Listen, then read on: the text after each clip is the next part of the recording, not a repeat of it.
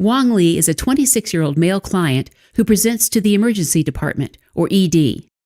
While snowboarding this morning, Mr. Li sustained a non-displaced transverse fracture in his right tibial shaft.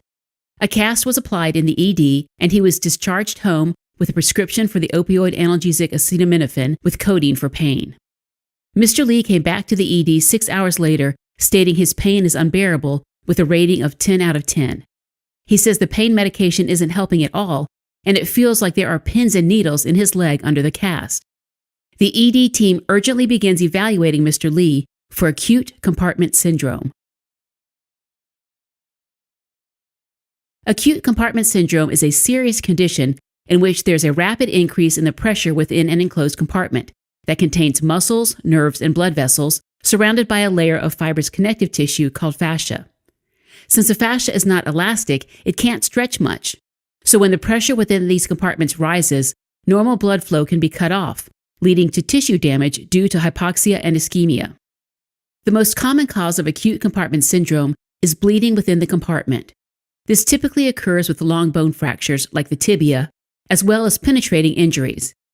Any limb compression, like from a crush injury or severe contusion, can also lead to acute compartment syndrome. Other causes are severe circumferential burns, which can lead to tissue edema. Finally, another potential cause can be reperfusion injury in clients who experience prolonged tissue hypoxia, where a sudden restoration of blood supply can result in massive inflammation and edema. Now, there are also some factors that may put the client at an increased risk of acute compartment syndrome, such as experiencing severe trauma, penetrating injury, motor vehicle crash, or burn injury. Acute compartment syndrome can also occur in clients who receive massive amounts of intravenous fluids, which may extravasate and infiltrate into the tissue, or those at increased risk of bleeding, such as clients with bleeding disorders such as hemophilia, or those who take anticoagulation therapy like warfarin. Finally, an important risk factor is compression from external factors such as with constrictive bandages, casts, and tight dressings. All right. Acute compartment syndrome most commonly affects the legs. The typical symptoms can be remembered by the 6 Ps. The earliest 2 symptoms are severe pain out of proportion to the injury and paresthesia, or a feeling of pins and needles, or numbness in the affected compartment. In addition, the affected compartment will be swollen and very stiff, like a piece of wood. If not promptly treated, clients may develop the next 3 Ps, which are pallor, pulselessness, where the distal arterial pulses become very weak or even absent, and poikilothermia, which refers to coolness of the affected area. The last P stands for paralysis, which is rare and suggests extensive damage to both the muscles and nerves. Acute compartment syndrome can lead to serious long-term complications, such as necrosis and gangrene, which can occur when the normal blood flow is not established in time. In addition, the necrotic tissue is more susceptible to become infected. Another complication is rhabdomyolysis, or muscle destruction, which ultimately leads to muscle scarring and contractures that restrict movement. Now, with rhabdomyolysis, myoglobin is released from the destroyed muscle cells into the bloodstream, and it's filtered out by the kidneys. As a consequence, rhabdomyolysis can also result in acute kidney injury. Finally, acute compartment syndrome can result in irreversible nerve damage, leading to permanent motor and sensory deficits. Now, when acute compartment syndrome is suspected based on history and physical exam, the next thing to do is to measure the compartment pressure using a handheld manometer. The diagnosis is confirmed if compartment pressure is greater than 30 millimeters of mercury, or when the delta pressure, which is the diastolic pressure minus compartment pressure, is lower than 30 millimeters of mercury. In addition, imaging techniques like X-rays, CT scan, MRI, and ultrasound can help locate bone, muscle, and blood vessel injuries. Laboratory tests are also done to monitor the client. These include a complete blood count showing elevated white blood cells and an elevated erythrocyte sedimentation rate in case of infection. When rhabdomyolysis develops, a laboratory workup can show elevated levels of creatine kinase and myoglobin, while urinalysis can show tea-colored urine due to high levels of myoglobin. Acute compartment syndrome needs prompt action. When the compartment syndrome is caused by some external factors, like a cast, its removal can result in spontaneous recovery.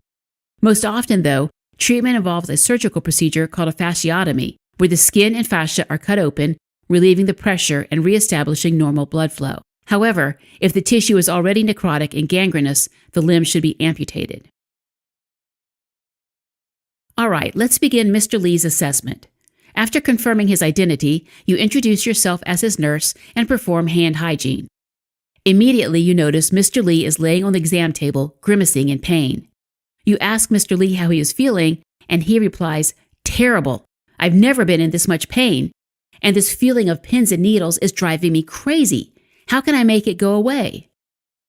On a scale of 0 to 10, he rates the pain in his right leg a 10. His other vital signs include temperature 97.4 degrees Fahrenheit or 36.3 degrees Celsius, heart rate 118 beats per minute and regular, respirations 18 breaths per minute and clear bilaterally, blood pressure 146 over 82 millimeters of mercury, and oxygen saturation 100% on room air. Moving to his lower extremities, you note his right foot appears pale and feels cooler to touch compared to his left foot. Otherwise, his skin is warm, dry, and intact with good turgor.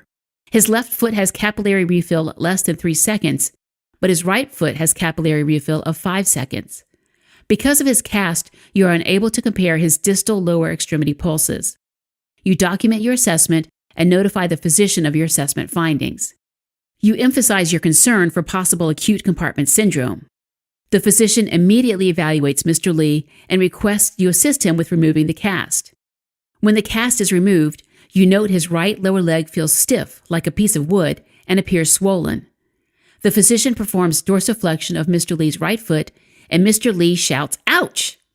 Next, the physician measures the anterior tibial compartment pressure and reports a reading of 32 millimeters of mercury, confirming the diagnosis of acute compartment syndrome.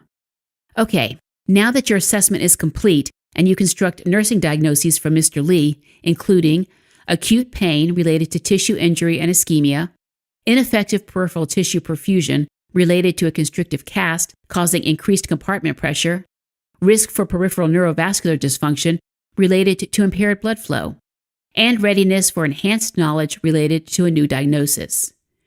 With these diagnoses in mind, you are ready to create a care plan to guide Mr. Lee's care.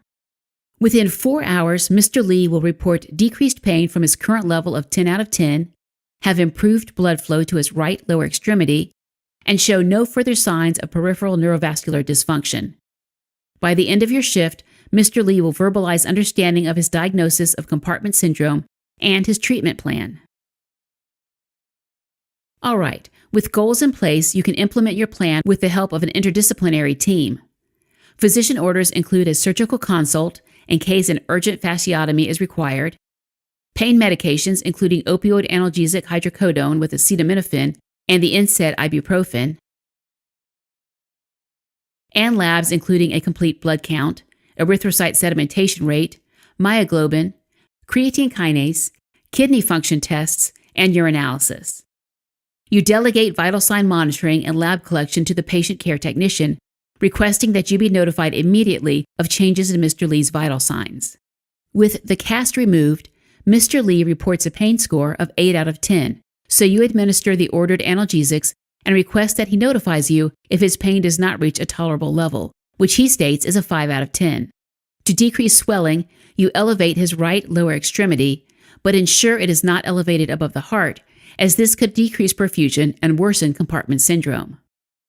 You perform neurovascular assessments every 30 minutes, knowing you should notify the physician immediately of worsening pain, numbness, tingling, cyanosis, necrosis, absent pulses, or if his leg does not improve within 4 hours of cast removal.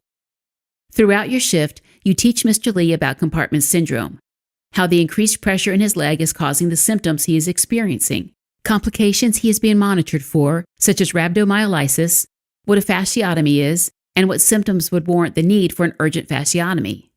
During your shift, you document assessment findings and nursing interventions provided. Now let's evaluate the nursing interventions you've provided so far.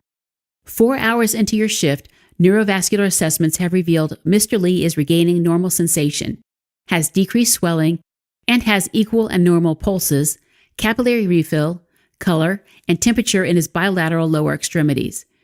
The physician performs a repeat compartment pressure measurement and reports a reading of 8 millimeters of mercury. Mr. Lee's latest vital signs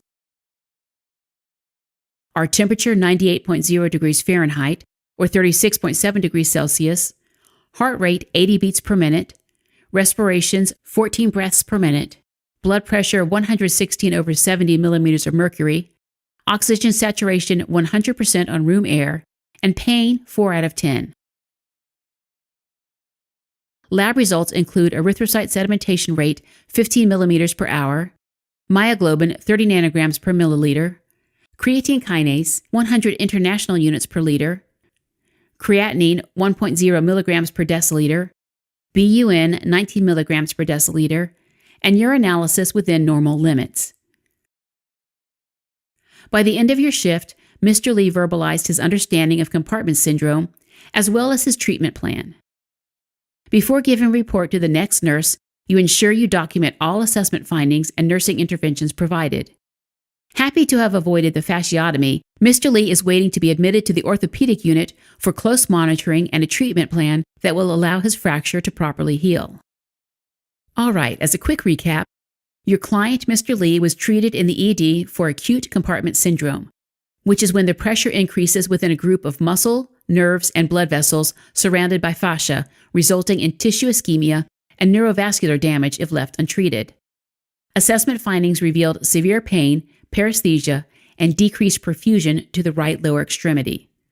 Your nursing diagnoses included acute pain, impaired tissue integrity, ineffective peripheral tissue perfusion, risk for peripheral neurovascular dysfunction, and readiness for enhanced knowledge related to a new diagnosis. Nursing care planned and implemented involved pain management, elevating the affected extremity, frequent neurovascular assessments, and education about compartment syndrome and his treatment plan. The care provided was evaluated, and you will continue to tailor his care plan with the help of the interdisciplinary team until his transfer to the orthopedic floor. Helping current and future clinicians focus, learn, retain, and thrive. Learn more